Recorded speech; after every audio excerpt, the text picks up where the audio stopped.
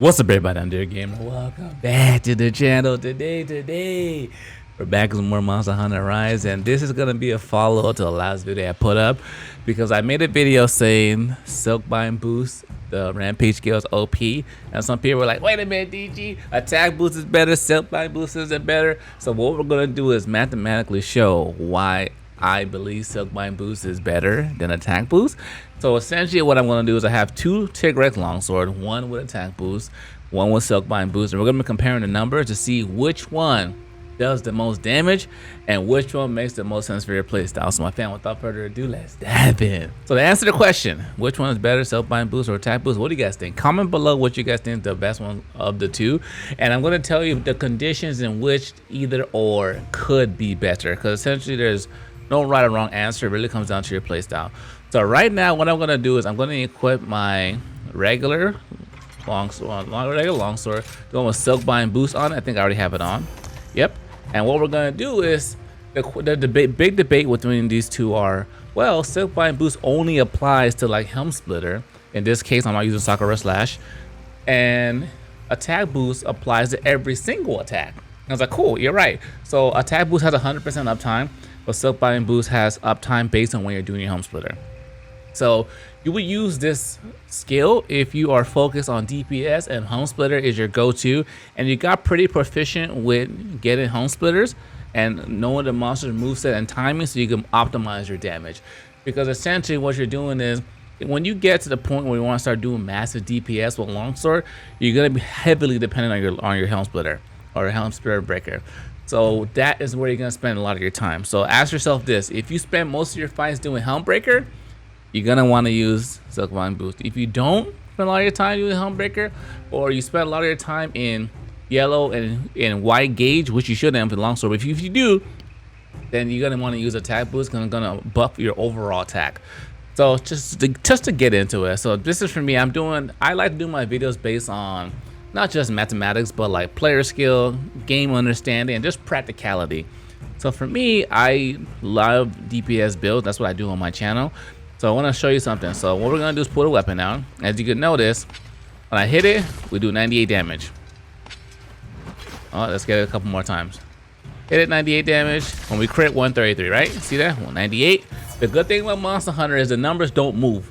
There's a specific formula in order to calculate your damage, and I think I'll put it on the screen, but you can find it on Reddit or just search up like how Monster Hunter damage is calculated. I think someone's gonna put in the comments. You can see, regardless of how many times I hit, I did 133, 133. If I don't crit, I do 98 damage, like that. So right now my set, I'll show you guys what I'm rocking with so you can see. For this video, this is what I got going on right now. I'm gonna make a build video kind of showcasing my armor and all the stuff I have as well. But with this said, my affinity right now is 80%. So 80% of the time I hit the monster, I have a chance to crit it. So as you can see, what is the difference? So with attack boost, without attack boost, I do 133 damage, and I do 98 when I'm not critted. Let's put on the other sword and figure out what that damage looks like. Now I have my other sword, Tigrex longsword on, and we're gonna look at the damage on it as well. So you can see over here, you get 136 damage. So essentially what's happening is, with having attack as my Rampage skill, I get 3 damage per hit. So every single hit, normal hit, is gonna have 3 damage. So now the question comes, why is this beneficial? Because the big argument is like, well, it has 100% uptime, so I get a boost on all my attacks over the course of the hunt, or is it gonna be focused on my Silkbind skill? So essentially what we're gonna start doing is I'm gonna go through here, I'm gonna build my meter all the way up to red, and then you're gonna be able to see where this weapon really shines, where Silkbind really shines. So essentially right now I get 3 attack per hit, which is good. All this is building up, and there's another condition I'm gonna talk about as well. So I have my notes here because I was like doing some testing before I made the video, so I kind of go over that as well to make sure that I had to show you guys all the numbers and values. So we're gonna make sure we sharpen so all the variables are consistent. I don't think I showed you guys the build I showed you guys the build I'm running, but let me show you guys. So sometime last video someone was saying, what are you talking about? What is Silkbind skill? What am I looking at? So for example, you see this one, it says, I'll move my head real quick. In the middle it says attack boost. Attack boost 2 on this one. The other skills are affinity 3 and brutal strike. The other longsword I got, this one has Silkbind Boost, and that one boosts your attack on your silk skills. So for right now, we'll keep it here. Nothing else is changing, just the weapon. The builds are the same. You can check that out here. I don't know if people are saying, oh, the builds are different. Nope, everything's exactly the same here. So what we're gonna do is we're gonna build our meter up. We lost it. We're gonna sharpen up, make sure everything's consistent, even though you don't lose sharpen when you do helm splitter. So we're gonna do all 3 levels to see what the damage looks like. So level 1, we're gonna look at the crits only. When we crit, 198. So if we crit, it's 198. If it's a non-crit, you do 147 damage. Next level. Yep, it's 114 with a crit and 85 with non-crit. All right. Last one. And that's 73 with crit and 54 without crit. So that's what our damage is gonna be looking like with our attacks. And like I said before, Monster Hunter is very, very, very like accurate game. So the numbers you're gonna get will always be the same. What changes is on this dummy, nothing's gonna change. Okay, all the variables are the same. On a monster, depending on what the hit value you hit on the monster, that tells you how much damage you're gonna be doing. So some of you guys don't understand hit values. Let me show you really, really quick. One of the best things that they added to this game, and compared to other Monster Hunter games, is it in the Hunter notes, it tells you the hit zone value for every single monster. For example, slash hit weapons or like greatsword and longsword, which is the first category. If I hit the head, there's a hit zone value of 60. I mean, I do more damage to the parts with higher numbers. So I want to avoid hitting the torso, foreleg, and definitely not the left and right claw. But I want to spend most of my time as a longsword or a slasher on the head and on the tail. And typically, it's always gonna be head, neck, tail, and wing. That's where you're gonna spend your time as a longsword. Using a blunt weapon like the hammer, you can use the head or you can use his neck, and it's pretty much the same with everything else as well. Piercing weapons, you want to focus on the head and tail. So essentially all the monsters just focus on head and tail if you don't know. But if you go into your item guide, it tells you what hit zones matter. So now let's go ahead and switch over to my other war weapon. So as you can see, nothing else has changed. Nothing has changed at all. The exact same loadout, exact same build.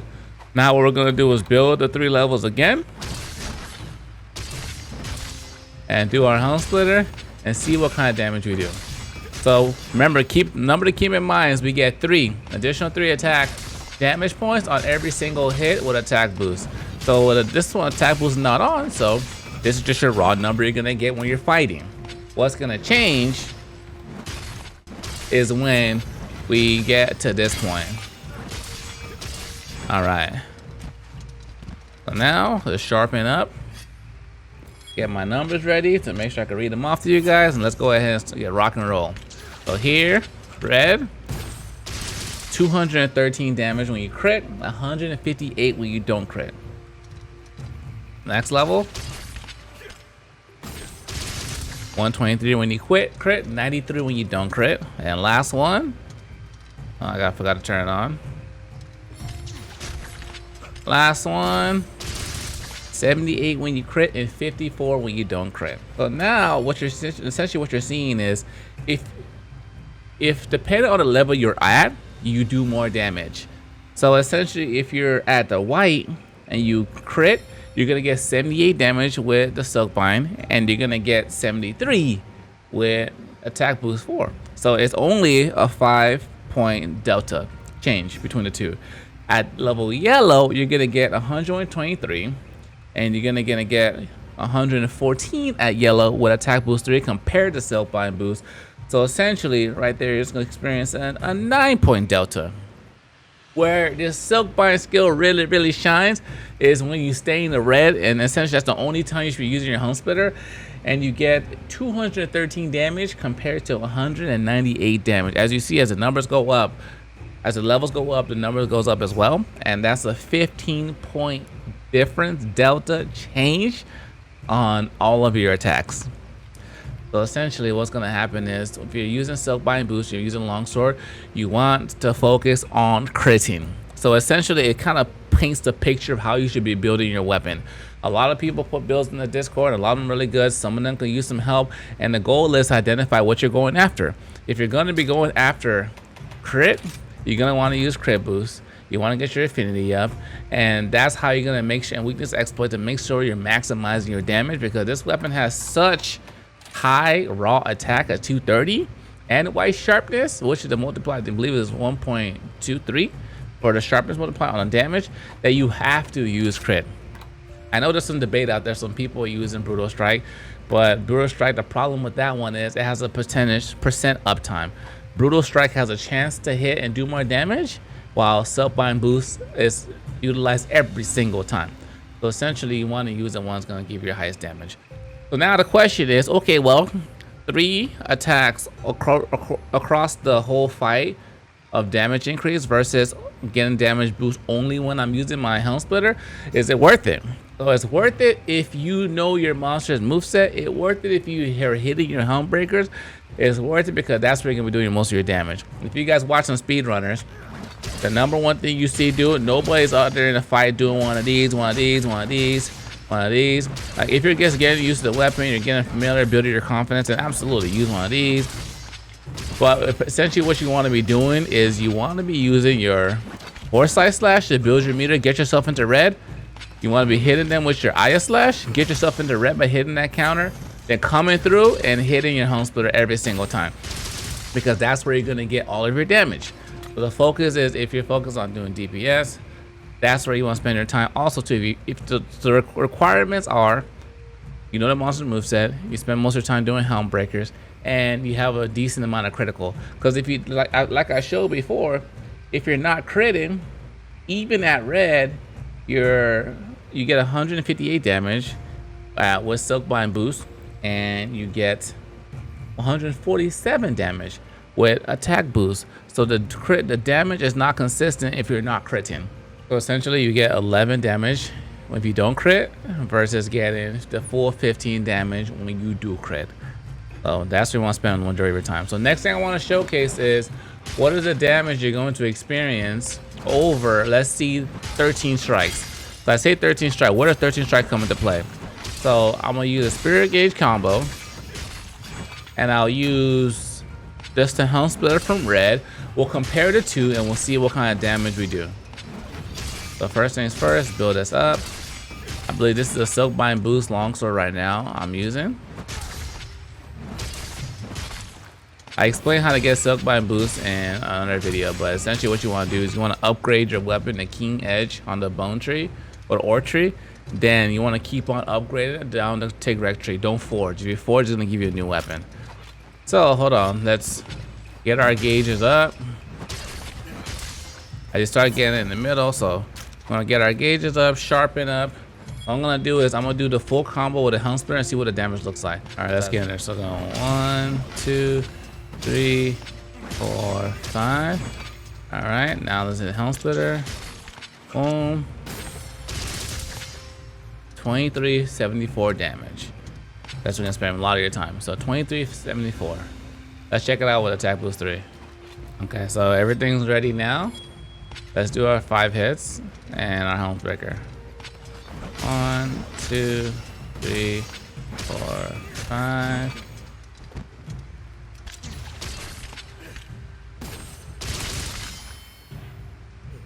That's at 2299. So outcome, more damage the other route, and that also depends on if your attacks crit. That's why it's very important to get affinity up there so you do more damage. We'll do one more to make sure that we have a couple of things to compare to. Let's go ahead and get started. Boom, boom, boom, boom, boom. Okay.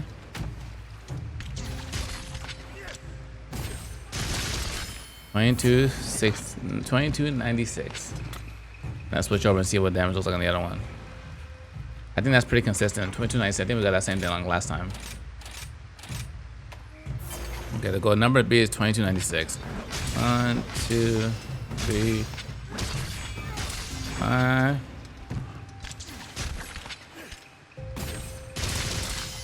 $22.96, $23.66. More damage, like we talked about. And there it is, ladies and gentlemen. So this is why you want to utilize Silkbind Boost on your weapons. and if you're doing the Tigrex longsword specifically, but overall and other weapons as well, because it makes that if your playstyle is critical focus and high damage, and your helm splitters are hidden majority of the time, that's what you want to go with. If you're still getting used to it, Sakura Sash is still an option. A lot of people like that one as well because it gives you a chance to create more openings, consistent damage. Those are options also. But if you want that juicy damage, if you use a helm breaker, that's where you want to spend your time as well. Ladies and gentlemen, thanks for watching. I hope you guys enjoyed the video. Hope you learned something. Comment below what your thoughts on everything we discussed in this video. I'll see you guys on the streams. We'll be streaming on Twitch all the time. Appreciate you guys. You need to subscribe. Till next time, dear gamers, signing out.